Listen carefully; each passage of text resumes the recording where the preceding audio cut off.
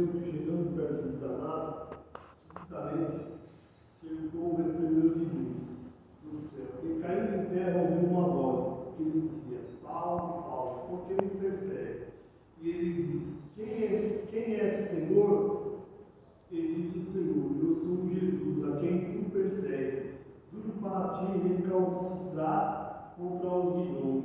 E ele, tremendo, atônito, disse: Senhor, o que queres que eu te faça? E disse o Senhor: Levanta-te, vai na cidade, e lá te será dito o que te acontece, o que te convém fazer. No 11. E disse-lhe o Senhor: Levanta-te, vai à rua direita e pergunta à casa de Judas por um homem de Tarso chamado Saulo, pois eis que ele está orando. E numa visão ele viu que entrava um homem chamado Ananias e punha sobre ele a mão para que tomasse a vida. 17. Ananias foi e entrou na casa e pondo-lhe a mão, disse: Irmão Saulo, o Senhor Jesus, que te apareceu no caminho por onde vinhas, me enviou para que tornes a ver, seja cheio do Espírito Santo. E logo caiu dos olhos como uma escama, e recuperou a vista, e levantando foi batizado. Uma passagem bem conhecida, né? Uma passagem que aqui todos conhecem, a história de Saulo, né? que era um perseguidor dos crentes. Só que o que me chama a atenção nessa palavra é que Saulo era uma pessoa, era um perseguidor, era um homem que era carrasco, como todo mundo diz. Se você for ler no profundo, ele era um cara que ele era carrasco, ele pedia cartas para ir atrás dos crentes. Só que no caminho o Senhor teve um encontro com ele. E sabe o que me chama a atenção? Que nesse encontro de Saulo, que muda até o nome, muitos falam que é a mudança de nome, mas é que eles tinham duas cidadanias, então ele muda para Paulo. E o que acontece? Nessa mudança, ele muda totalmente. Se você for ler o livro, né, até o final, for procurar saber, e assim, Paulo ele teve uma mudança. Quando ele teve o verdadeiro encontro com Deus, a Bíblia fala que onde Jesus entra, tem que haver mudança. E nessa manhã o Senhor vem perguntar para mim e para você: será que você teve um encontro com Jesus? Porque a prática que você fazia, o jeito que você era, não pode acontecer. Né? Que eles estavam falando do Cleves. Será que o Cleves teve o verdadeiro encontro? Ou ele estava na emoção? Não, será que é verdade? Será que ele teve o verdadeiro encontro? Porque a pessoa não tem o verdadeiro encontro. Se você for ler a passagem de Paulo, Paulo ele pediu para o Senhor tirar o espinho da carne. Paulo, quando ele foi para o caminho de se encontrar com os discípulos duvidaram dele. Mas em todo tempo ele teve um encontro com o Senhor. Ele não deixou de fazer as coisas com o Senhor. Se você for ver, ele fala: o que separa ele do amor de Cristo? Será que o amor de Cristo vive em mim e em você?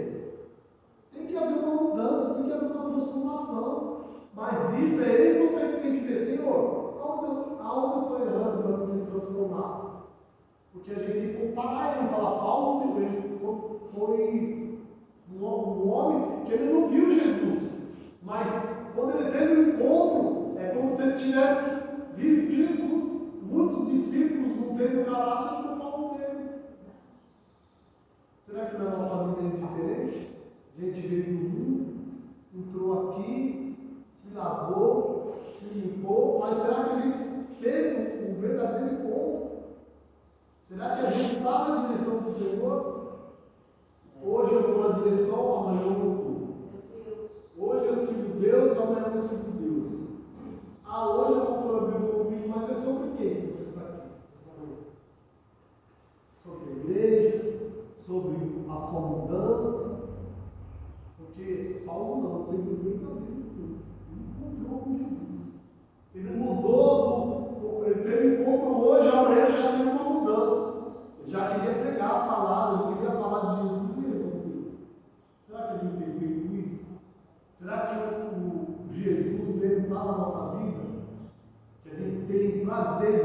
dele, a mesma sensação que a gente tem de passar para o próximo, porque quem tem Jesus quer falar dele. O verdadeiro amor, o verdadeiro encontro, você quer falar dele. Você quer saber dele, você quer viver com ele. E Paulo, ele teve essa intimidade. Né? E até no final ele fala, eu combati um bom combate. Né? E até no final ele foi até o fim. Será que eu e você está com essa mesma visão? Senhor, eu vim aqui para fazer tudo. Tudo que agrada a ti. Será que eu e você nessa manhã teve um verdadeiro encontro? Uma coisa de se pensar. Será que se hoje chegar alguém aqui e falar nega ele, ou você nega ele, eu vou te matar? Será que você vai ligar? Ou será que a gente vai morrer por ele?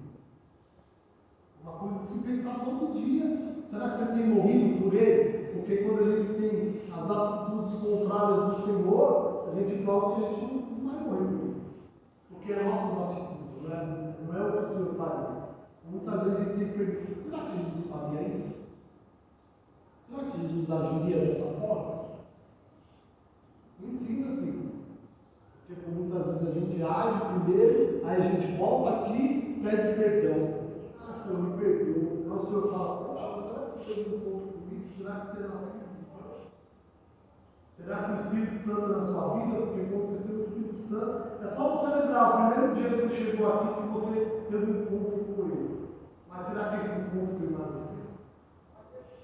Será que a gente tem se enchido para esse encontro continuar? É bem claro, ele fala que tem que ter mudança. Olha para mim e para você, será que a gente tem mudança? Ou a gente está dentro da igreja e está da mesma forma? É fácil estar aqui dentro e falar assim, eu sou crente lá fora. Aí você vive, é como se você batesse ponto para o seu serviço. Aí eu tenho que estar lá. Aí eu tenho que trabalhar. Eu tenho que fazer isso. Eu tenho que... E aí, no seu último será que você perguntou isso? O senhor quer ser? Esse o nascimento, eu quero conhecer esse novo nascimento. Se eu não tenho, me ensina. Porque a Bíblia é bem clara em falar. Né? Quem tem Jesus